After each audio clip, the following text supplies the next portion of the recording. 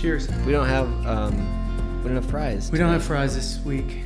We do, Sad. but we have like some cookies. Well, Yeah, people, like a maybe molasses. it would be good that people won't hear us eating as much. I think last week was that. That was kind of weird. But it's a half cookie, so it looks like it's been. It was a little unprofessional.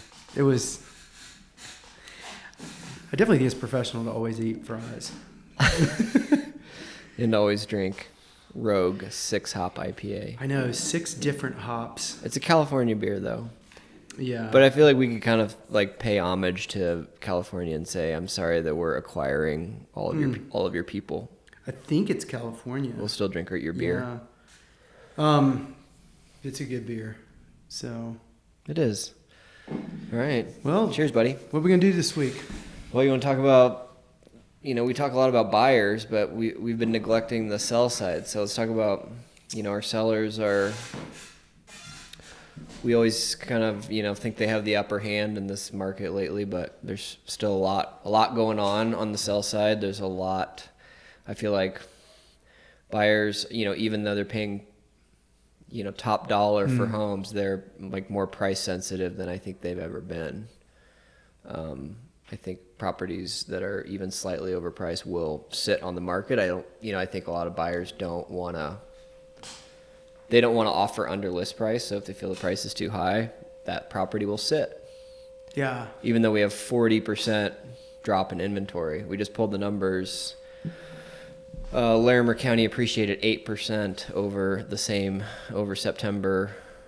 over August 2019. And the number of homes for sale dropped 39%, which is definitely the biggest drop we've ever seen in a year-over-year situation. Yeah. So it's kind of a crazy time. I don't think. Yeah. What are your thoughts? Yeah. What are your thoughts on that? What's driven that in your mind? I mean, it's been such a crazy year. Well, it's definitely, it's interest rates. It's people not wanting to put their house on the market during a pandemic. There didn't seem to be as much, job loss caused, home inventory. Mm-hmm. And, part of what I suspect, I feel like there's so many folks that have dual income, so many people, husband and wife are both working. And I kind of think that a lot of the stories that we heard, like when we were reaching out to our clients, asking them, how they were doing during the shutdown, if they did have some job loss that occurred, one spouse was still working, Right.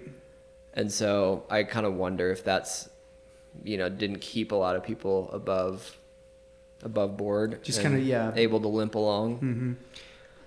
Work through the challenge. Yeah. Kind of like, yeah, just deal with it and get through it and rally through it. So yeah, so when you start to think about listing your home, you're a seller, where would you want to start in talking with them and educating them so they're razor sharp as a seller? Well, let's talk about, I think a lot of people, at the beginning are thinking like, hey, in this market, like I could probably sell my house myself. And I think that's a valid point. And I think, a lot of our clients, when we're first starting to talk to them about selling their home, they might have somebody they know that's, potentially interested in that house. Happens all the time.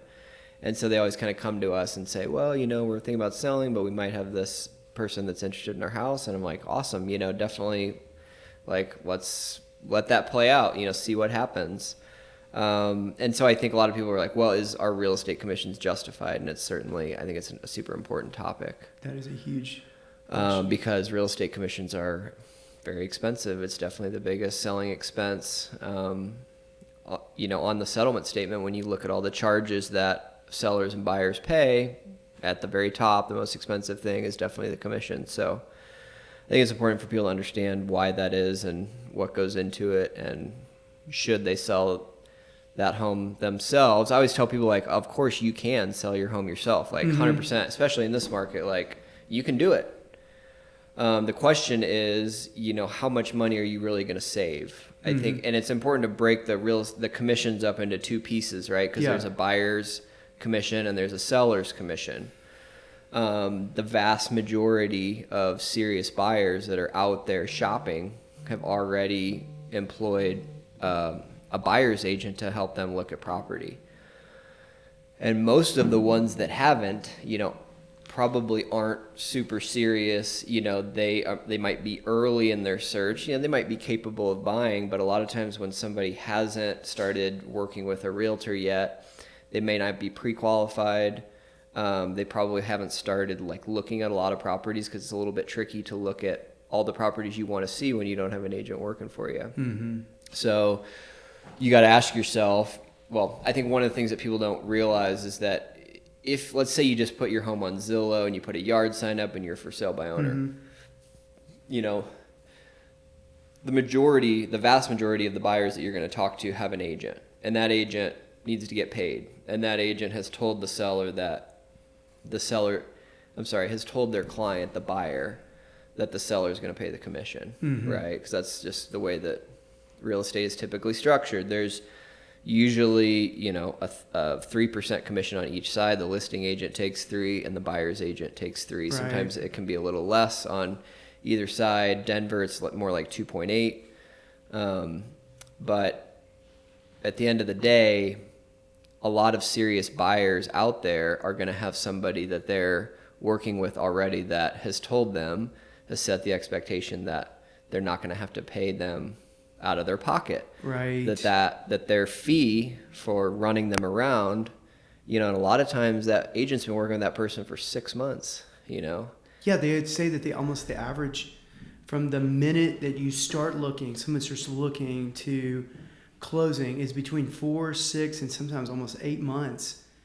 And you may have shown 15 properties, sometimes all over the Front Range up here. Yeah, sometimes 50. We 50, definitely have. I'm not sure if we have an average amount of homes that the person's looked at, but I think you're probably right on with that, 6 to 8 month period that they've been asking questions, and that a big reason why. We have all this technology and everybody's oh, Amazon and Zillow and all, somebody's going to push real estate agents out. But at the end of the day, no matter how much technology you have, most people for the biggest transaction they're ever going to do in their life, they need a human being. They want a human being, somebody they trust, somebody that's super experienced to be there taking them through everything. Mm-hmm. They're not probably going to press the little button on their phone that says I'm gonna buy this house mm-hmm. that Alexa I want to buy 123 Main Street. You hear people saying that. Gary Vaynerchuk talks a lot about that, and I'm I see where he's coming from, but the way that I see people shop for real estate, they are very thorough. I mean, they vet the people that they're working with very well, and I don't think they're ready to just turn that over to Google. It's kind of interesting because the thought of, one is algorithms that help you maybe search and find a home that might find some of your pieces could help you. But when it comes down to negotiating and getting through it, I don't think they've written enough algorithms to be able to handle the human personality and the needs that are constantly changing in every deal that are uniquely different. And that's exactly there's right. not one. There's so many times when what somebody starts out wanting doesn't necessarily translate to what they end up buying. Yeah. But back to the commission part of it. So if you're selling your home, the people that you're wanting to work with, the ready, willing, and able and financially capable buyers that have been out there already looking at property and know what they want. It takes a lot of time to get somebody to the point where they have seen enough property to pull the trigger on something. Right. Your cousin is probably interested in buying and maybe wants to buy and maybe is capable of buying, but he probably hasn't seen enough property, and he's probably not the buyer that's willing to pay top dollar for your house. Yeah. Even though it sounds great to save, 6% on working with him. So what it comes down to is that you're kind of, even if you're for sale by owner, you're kind of already in for that 3% commission, right? Yes. Straight away. If you want a serious buyer, they come with a 3% price tag. because nobody else, I mean, somebody's got to start taking them around, educating them, getting them qualified. Like every once in a while you'll come across a buyer that's like savvy enough to where they will do all that themselves, but most buyers are not, or they haven't just gotten to that point. It's hard to get that far down the road without working with an agent. No, yeah, right. That we find. So a part of that 6% is, basically bringing. You have a motivated buying agent that can really help bring along that side of the deal with somebody that's qualified, ready to go. Yep. And that is a huge piece. Yeah. It's a massive piece. To making their buyer comfortable enough to where, they're not just offering on the property or looking at the property, but like you'll get them to the closing table. Because there's a lot that goes into that escrow period. There's a lot of ways for a buyer to walk away from a deal. Well, and then as you start to talk about maybe the other 3% on the seller side, talk about like what goes into that. So like I guess just to kind of like round out the first part, it's like, so if you're already kind of on the hook, if most of your ready, willing, and able buyers are, you're gonna have to pay them 3%, or let's say that you just are like, nope, I'm not doing that. Okay. Because you don't have to.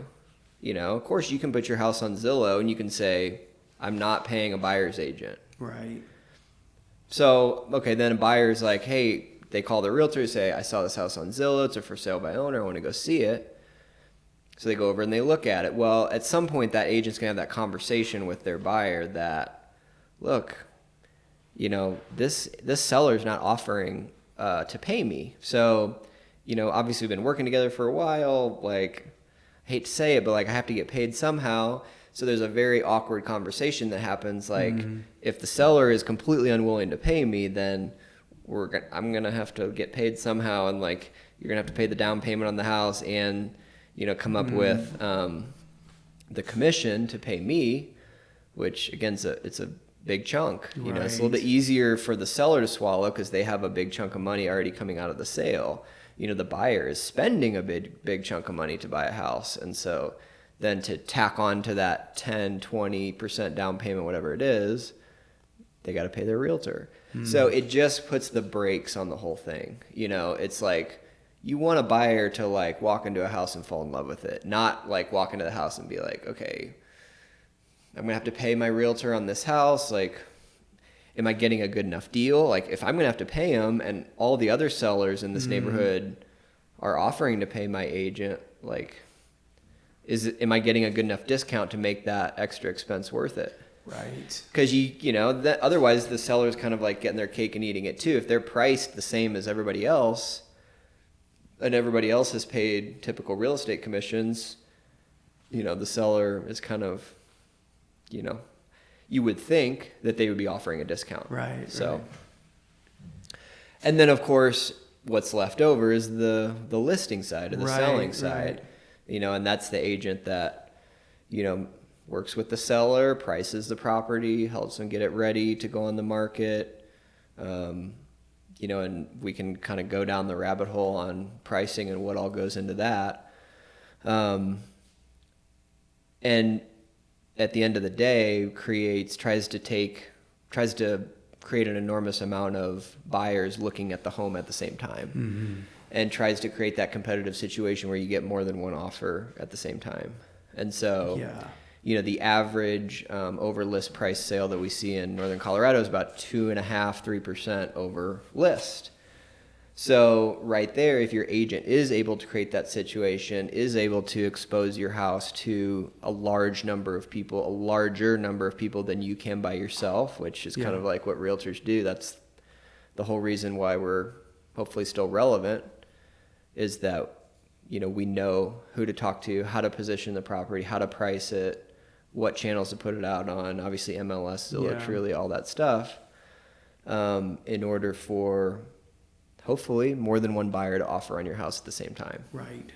And then ideally, if we do create, it doesn't necessarily have to be competitive, but the sale has to occur in a timely fashion so that your so that my commission pays for itself, so that I got you 3% more than you could get doing everything yourself, and you didn't have to do everything yourself. Yeah. And I think a lot of for sale by owners, I mean, we can talk about like there's stats, I don't know them off the top of my head, as far as like how much less for sale by owners sell for, right, compared just to like basically how much stuff is left on the table. it's a big percentage. Yeah. And how much longer they spend on the market. I think that's for a variety of reasons. But at the end of the day, hopefully I'm not only paying for my commission by getting you more money than you could get by yourself, but I'm also doing everything for you. Right. Like you're not coordinating all those showings. You're not doing all the marketing, all the write-ups, you know, the photography, the video that, you know, bumps your rankings up on Zillow. And the pricing is just critical. Like it's probably one of the biggest values that realtors bring to their clients that isn't always understood, I think, is the pricing. Because it's one thing to look at comparable sales on Zillow, right? It's another thing to be an agent and have been in all those properties. Oh, yeah. And have, like, you know, there's a lot of times I've been sitting down to sell somebody's house and I'm like, look, like, you know, we have clients looking for this kind of a thing. We've been out like pounding the pavement for months. And like, yeah, maybe we could justify this price on paper, but I know that the demand is higher than, you know, those prices could justify. Right. So, and that's when you know, potentially you have your pulse on the demand for that type of property, ideally, if you're in a market that you know well. And so I think that's why at the end of the day, for sale by owners will a lot of times sell for a lot less, because they don't necessarily have that pulse on the market. Now, there's also times when they are listing for way too high, you know, it's a two-way street. And it's, you know, unless you're doing this day in and day out where, you know, a real estate agent that's full time and spending the time doing it day in and day out are able to do that very thing, walk through many homes, see them, you know, understand a neighborhood, understand the flow of what's happening there. And that's just, you know, if you're a for sale by owner, hopefully you'll do really well. But a lot of times, you know, that's not your profession. So it's, you know, sometimes it works out great, but it does. Sometimes it does. And I always tell people, like, yes, you can. 100%. Like, there's no, I guarantee you could sell this house yourself. It's just the question is, like, how much work are you going to do? Yeah. And are you going to leave money on the table? Or are you going to sit on the market and, like, that's another thing people don't understand, is how stressful the showing process is. You know, that's why that's the nice thing about this market, is a lot of times we can sell that house in, you know, a week or 2 weeks. And, you know, in other markets or if somebody's overpriced in this market and they endure multiple months of showings and they live in that house and move their kids out every day at a certain time of day, or incredibly taxing, you know, exhausting. Because it's one thing to just have to like randomly vacate your house. It's another thing to have it clean and randomly vacate your house without, you know, and of course they can give us as much notice as, you know, they can say, I need this amount of notice, but most people are trying to accommodate showings as much as possible. Right. And a lot of times buyers will call and say, you know, we're an hour away. Can we, you know? Because he just saw it on Zillow. And and they're all excited and they want to see it immediately. And everybody's shuffling. Yeah, so there's certainly ways to mitigate that. You know, there's times when our clients have a family situation, young kids, and they say, look, it's 24 hours notice. Like, across the board, do not ever ask us to, you know, do a showing unless it's prior day notice. Right. And that's a fine way to go. You're still going to get plenty of showings. You know, there might be a few that you miss, but most people that really want to buy your house are going to wait. So that's really good stuff. Well, you know, and when you go into the, you know, having an agent, and, you know, typically even what we've been doing here at Grey Rock is you list it and you're working with the seller, what are the kind of things that you, would want to talk about that you like to offer them that is a incredible value? Obviously, walking through the process, helping them kind of see the market, pricing it well. Maybe it's like talking a little bit about pricing it well, and then what are some of the pieces that bring that pricing up, like staging or a really good video. So pricing. I think staging is probably one of the most important things we do. There's different types of staging. Sometimes when our clients live in the home, the way that people live in a house and the way that a house shows the best are two very different things. Right. There's a lot of furniture removal that goes on. There's decluttering that goes on. And of course, if you're the kind of person that doesn't want to deal with any of that, there's sometimes when I have a seller, they're like, just put it on the market. And right. I don't care. Like, I'm not into repairs. We need to leave quickly. There's those kind of situations. But when somebody's won top dollar, of course, most people want top dollar. So they're willing to do some work. They want to know, how do we best position the house? And so that's, you walk them through all that stuff. And it's kind of funny with staging, or at least if you're using the seller's own stuff and furniture and saying, hey, a lot of this stuff maybe should go to the garage or to a right. pod. And, it's like all of us have stuff in our house that we're in love with. But like you said, it may not show the house as like open as it could be, right. or as beautiful. Like, not that if you're a seller, your place is not beautiful. It's just sometimes we just miss things. I miss things all the time in my own house. So, yeah. But so it's being able to, as a selling agent, you can really coach through that process, but then also help with the staging process, which is huge. So you can stage a house with somebody. A lot of people are still living in their home when they put it on the market. They sometimes will bring in additional pieces of furniture. They might have a room that's not set up. Yeah. They might not have patio furniture, or they might just need to have some furniture removed or added. Or sometimes we have people that their home is completely vacant. And, when I see a vacant home on the market, I kind of cringe a little bit, because in the majority of cases we, recommend staging, and we do all the staging ourselves. Like, our sellers don't have to lift a finger. We bring in furniture. It's all included in the commission. Like, we'll take a house that is completely bare, and you've walked through a house that has no furniture in it. It's like, it's kind of depressing, right? It's like, you would think that the room. And it's hard to imagine. Like, it's depressing, and it's hard to imagine how your furniture would fit in there, and how it would either open the space up or, fill the space in a way that, gives you an idea of how you would put your own stuff in. And immediately when you put that object in, a couch or a whole, living room set or something like that, it's like, wow, that's cool. I mean, you've shown tons of property. That when you walk through a vacant home, that is the first thing. Once you walk into a room, kind of look around, all of a sudden you're like, okay, where's my stuff go? And when your stuff's not there, and it might be a pretty.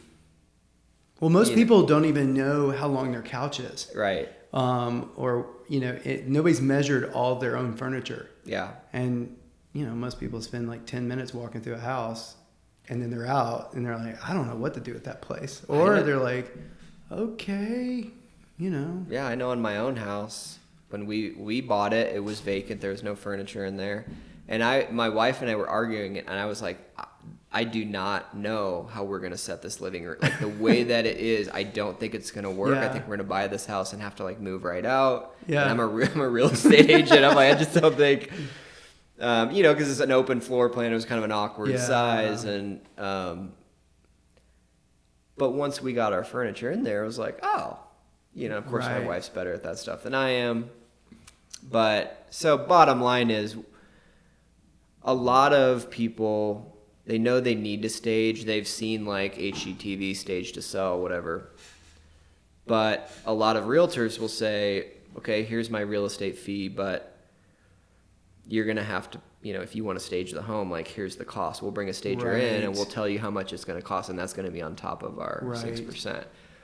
And we used to do that as well, but I got tired of my sellers not spending that money, and I don't blame them. It's, but I got to the point where I was like, you know what? I want to take that decision away from you because I know it's a tough one to make. Yeah. And staging is an ongoing monthly expense. And so we're just going to do that for you. We're going to cover that cost. It's going to be all included. You're not going to have to lift a finger. We're going to bring all the furniture in, bada bing. Right. And it's a game changer, I mean, it's one thing to bring the additional exposure to a house that gets you that extra 3% that pays my fee. It's another thing to make the house show in a completely different way than it would have without furniture. Right. And especially when a designer, like our stagers are like professional designers, Well, and that's the whole point. Is like, as we want to be the professional for anybody selling or buying, either side of that, but right now we're talking about selling. We want to be that professional that walks them through all the process, and we know the ins and outs of negotiation. We know how to do all that. We want to bring in a stager that knows what they're doing and can see space in such beautiful ways that adds value to the house, adds like an imagination that you may not have if you either didn't declutter or have someone that would fill your house with some furniture. So totally, yeah. And then you get people that walk through and they're like, I want everything. I want all the I want the staging stuff. That's and everything. The feeling that when you create that feeling, good things happen for our sellers. Yeah, it's like, is this included? Is this a part of the? You're like, well, I'm sure we can. Everything's absolutely negotiable, right? Right. I mean, it's like, call our stager and go, you sure you don't want to take this back? No, it's available. That's really cool. So as you're talking about for listing and working with that seller, what are some other pieces that, on this whole idea, are the commissions justified? Are there other thoughts you had along with that? Well, I think we got a long way on the commissions. I think probably another question we get at the beginning is, what do we do to prepare the house to sell? And a lot of times people are prepared to do renovations, like they're about to do new bathroom, new kitchen. And what do we do? Can you recommend contractors? And most of the time I'm putting the brakes on that, and it just, you may get most of that money back. But for most people, when a house is already in decent condition and you're just trying to update decor, especially in our area with contractors as booked as they are and as expensive as they are, it just does not make sense to renovate your entire house in order to put it on the market. Well, and a lot of things on that very note, as we're even got 2 or 3 listings right now that we're kind of working with the sellers on and trying to coach them through what's important in this, is that you could go through and do big renovations. Let's say I was talking to one of my sellers, and they were like, we're thinking about maybe changing all the countertops in the kitchen. And both of us were there, and we talked to him. It's like, maybe not. I mean, those are good, because a lot of times people are not necessarily if they would maybe rather make their own choices on the countertops, right. And when they're in good condition, and it's ready to move in, you don't sometimes necessarily have to make huge steps. Right. But yeah, speak to that a little bit, because that's kind of that coaching that goes along. Yeah, or they might just like to pay less for the house, Yeah, pay less for the house, and yeah. I mean, when you start spending all that money, you're obviously going to, build it into the price, and a lot of buyers just don't. I think they'd, a house that's renovated well, obviously it shows well, but if you haven't gotten the benefit of getting to experience those updates, if you're doing it at the very end, and a lot of our clients come to us and they say, we're going to do this big kitchen renovation, and how much do you think of this money do you think we're going to get back? And you can do like Google searches. It's very difficult to quantify, right? If you spend $50,000 on a kitchen, like how much you get. But if you do those Google searches, and people will estimate it, and sometimes they'll say like 60% of that remodel cost will be recouped in appreciation. And again, I don't like to put numbers on that stuff because it's so hard to quantify. But I think at the end of the day, I say do it because you want to enjoy it. Yes, it's going to add significant value to your house. I can't tell you exactly how much. Right. I can talk to you through like what updates I would do and kind of coach you through that. But I can't sit here and say your house is going to be worth this amount of money after you do this kitchen. So I think for most people, we say if you have flooring that's like in shambles, or if there are things where somebody will walk through the house and be like, whoa, that's an issue with this house, defects, I would call it, stains in carpet, water damage on flooring, holes in the walls, like trim issues, things like that really like people are going to walk through and get hung up, or it's not just like outdated, it's damage. That's when I would recommend usually getting some repairs done. Yeah, because there are some repairs they have to do that will not make it bankable unless you fix those things. Yeah. So, bare wood floor somewhere, that's, so there's some things that are crucial because then it actually makes it bankable unless somebody can just pay cash for it. So like the listing we got coming up, we put flooring in the laundry room because there was just subfloor. Yeah. And if an appraiser walks through a house and there's if one room doesn't have trim, it doesn't have any flooring, it's just like plywood floor. And the seller's like, well, we just never got to that. We did some renovations and didn't finish that part of it. The appraiser will make it a condition of the appraisal that has to be taken care of. Flooring has to be installed. The trim has to be in place. Like they don't want a big, unfinished part of the house. Right. And the property literally, like they'll say, okay, this house appraises for $450 subject to this flooring being installed. Yeah. So it's like you might as well do it. You're going to have to do it at the appraisal. You might as well do it so that the house shows better. Well, and so as a seller agent, being able to guide well on those pieces and being able to help navigate what is crucial and not crucial, is real important. So that's what you were saying. Yeah. What else do you want to talk about? Inspection. You want to kind of go through inspection stuff? I mean, I think that's a big thing that a lot of people think, when you get your contract price, you're kind of done, but you're just starting the escrow period. There's an inspection process, there's an appraisal process, there's, the financing that the buyer has to, of course they were qualified for, but it actually has to go through. There's a lot of stuff that you can do to kind of prepare for the inspection, Oh, absolutely. And, there's a couple of schools of thought, like some people think you should pre-inspect your home.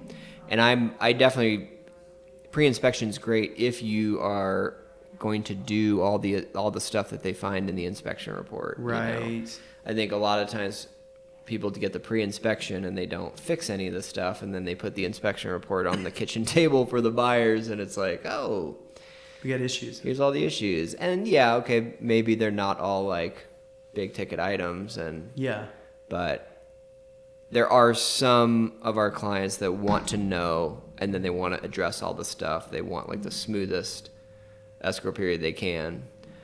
And so they do the pre-inspection and then they do as much as they find that seems reasonable. So no, that's good. And so huge piece on that, and then talking about what was the next one? Appraisal. Yep. That's a really that's really important. You just went through this just recently, where your appraisal there was actually it was fixed, but I don't think it would have been. without, I think, having the years of experience as a real estate agent. But yeah, you want to talk about that a little bit? Because Yeah. We had a property that went under contract at 612.5, Yeah. and it appraised for 570. So we had a $42,500 appraisal deficit. Yeah, discrepancy. So just so people kind of understand, like, I think sometimes appraisal and inspection get mixed up. An inspection is when, a licensed inspector goes through and looks at electrical and plumbing and all the major systems of the house, foundation, and evaluates the structure and everything. And then the appraisal is when a licensed appraiser walks through and figures out if you are paying, if what the contract price that you've agreed to pay is appropriate, if that's actually the market value. Right. And there's a very systematized approach. There's a government form that they have to use in order for this to be a Fannie and Freddie backed mortgage security eligible, what would they call a conforming mortgage. And they go through that process. And of course, as systematized as they try to make it, it's very subjective because pricing is an art. It's not a science. Every home is different, especially older homes. No two are alike. It gets a little bit easier when you do like you get more into suburbia where there's like the same model's been built over and over. But this house was in Old Town, and half the square footage was in the basement of the house, and appraisers don't like basement square footage. Yeah. They don't give it very much value. And so when this appraisal came back, I'm just like, come on. Like, we had multiple offers on this. This is a very desirable property that sold in 5 days with multiple offers over list price. The buyer waived the appraisal. They said, I want this house so bad, I'm not going to make my contract subject to the appraisal process. Right. No matter what it appraises for, I will still buy it at 612.5. And so I'm like, really? I mean, this is what I'm saying in my head. Like, okay, this appraiser is telling me that I had multiple buyers that were willing to pay $40,000 over market value. $42,500 over market value. Like, do you think that maybe like you might be off a little bit? But of course, that's their job. So we kind of go to work. We say, okay, let's look at the report. What comps did he use? And I think that was what was interesting is like looking at the comps he used. I think I remember this really well because there was two things. One, the comps he used, if he averaged them out, it was actually higher than what he put. So I don't know if he was using a different calculator, but he's a good dude, and I guess. But the other thing is you were able to provide other comps that you had already done the research on, and even did more research. And to do this for a seller and even for that buyer to try to raise the value and the whole thing, to see this get as much value for the buyer and the seller was, is something that takes skill, and it takes a lot of years just spending time looking at properties and things like that. But yeah, and a lot of looking at appraisal reports, because you look at those things and they're 6 pages long, and it's just this giant spreadsheet. And I think it's like maybe 7-point font. I think through the whole thing. It's very small font. you gotta have reader glasses on, Yep. But. And the first thing we saw was they were taking the first comparable was 725. It was a much larger house, and so he had to make all these adjustments. So basically, what an appraiser does is he takes all these comparables, but none of them are they're not exactly like your house. They're different in size. They have different number of garage spaces and bedrooms and bathrooms, and so they adjust. And in my opinion, the more adjustments you have to make, the more room for error there is. So that was a red flag for me. Number one, 725 to compare to our house that's at 612, 100,000, nearly double the square footage. Had to make a massive square footage adjustment, big lot size adjustment. So those are some of the things we pushed back on. And then we started to do the math on, like, he had 6 comparable sales, and usually they'll do the average of each one of them. And so I'm looking at all the comps. I'm like, well, let's just do the basic math and average it all out. And I do the average, and the average is 595, not 570. And I'm like, well, that helps a lot right off the bat. So, we just wrote a nice email saying, we appreciate, your efforts, but consider these things. Consider this. Here's the comparables that we use to price the property. We feel that for these reasons, they're better comps to use. We also would like to understand the methodology behind why you found the 570 price when I do the averages. I'm at 595. Yeah. And the end of the story was he came back and he readjusted up. And he did. So, boom, it was like he gave us $25,000 just like straight away. Yeah. And that was just awesome. Is that you? Is that yours? I think it's yours. That's Sorry. awesome. No, it is yours. And this one. So, when you talk about trying to, you sit down with a seller and you say like, yeah, I know it's a lot of money, that we charge for this process, but understand like, for one, we're going to make that money back for you. We're going to get you a sale price that you couldn't get on your own. And then we're going to get you through these kind of things like appraisal and, potentially get you another 25 grand on top of that, that maybe if you were by yourself, see Audrey, see ya, you wouldn't have gotten, Right. And so, I think that's something that doesn't happen in every case, but I will tell you that a lot of times when a lot of realtors, when they get that appraisal back and it's $20,000 or $40,000 under market, they go to their seller and they say, I'm sorry. Like, sometimes there's not and this is a blanket statement. This doesn't happen all the time, but a lot of times they can go to that seller and say, sorry, this is the appraisal we got. Yeah, tough cookies, The buyer's asking us to drop the price to match the appraised value, and I know it stinks, but so, I don't ever want to do that. I want to be the guy that's in there like fighting for that. And if we couldn't get that appraised value up, then maybe we go back to that buyer and say, look, you need to, in this case, the appraisal was waived, so the buyer couldn't contractually ask us to drop the price, but they could have walked away. Yeah. They could have said, man, I know I waived the appraisal, but this is bad. This is 40,000 under. Like, I'm getting cold feet in a big way. I know we're 3 weeks into the escrow, but I'm out of here. Right. So we didn't have to do that, but we did not want that buyer to feel that way. Right. We wanted the buyer to know that this is an error in judgment and that you didn't make a mistake waiving the appraisal, and here's why. So we sent all that information to the buyer as well. And the buyer's agent really chipped in. It was a great team effort. At the end of the day, we closed at our 612.5, and everybody was happy. Yeah, it's such a beautiful thing. I mean, so just part of the, investing into someone that's going to work that hard for you. That's kind of that's why we say, part of the commissions are justified.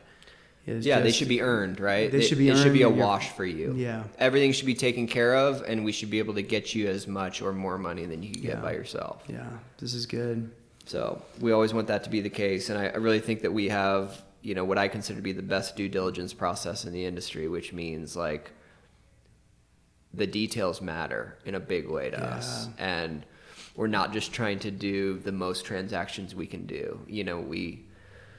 We care very much about our reviews. I think if you look at our reviews, we have a great rating. And part of that is, not taking the small stuff lightly and not just going back to our sellers and asking them to drop the prices in those situations. And, not just rolling over on inspection issues, like really doing everything we can do to get them not only to closing, but with as much money in their pocket as and that's just that. I think that, like even like the full circle piece is just that we are really, really about, creating razor sharp real estate consumers. So, we're doing a beer break. Oh, we have a beer break. This is good. I thought you did train of thought there. Yeah, no, it's good. The best part about this podcast is being videoed. So he just got up and left. I just tried to keep going, but it's just what we do. So I would say that Well, we can edit that out, right? yeah, we can. Editing is great, but I just say that I think that's what we would want to say, and I'm sure we can come back and circle back more. But I would say that would be what we'd want to say about the commissions and them being justified. So great stuff. Yeah, man, that's good stuff. I mean, you're right. When we say, it's kind of the tagline of the podcast, we want to educate our consumers. We want to make razor sharp consumers, and we do that because when people are super educated and they understand, obviously we're going to walk them through the process, but it's one thing for somebody to take you through the process, but it's another thing for them to like prepare you for what you're about to experience, because when you're educated, when you know what to expect and when you've been properly prepared, there's less stress, and it's a very stressful process, and so we want to reduce that. It is, and I think that's along with that education, and you're saying de-stress, you almost want to capture it in an idea of just that we want this to be the best experience that you can possibly have, even though there is stress, a lot of decisions, a lot of negotiation, a lot of times where there may be a moment where maybe the appraisal doesn't come in the way it should, or there's inspection items that you're trying to navigate through, but we want this to be the best experience. So, the Grey Rock way, right? That's right. That's it. Yeah. All right. Cheers. Cheers, buddy. That was fun. We could keep going. The list is long, but we'll wrap that at 47 minutes. Goodness gracious. Yes. 47. We said we were going to do more bite-sized chunks, but... Well, we got a lot to do, so... Yeah. All right. Everybody. Thanks for being here. Thanks for listening, everybody.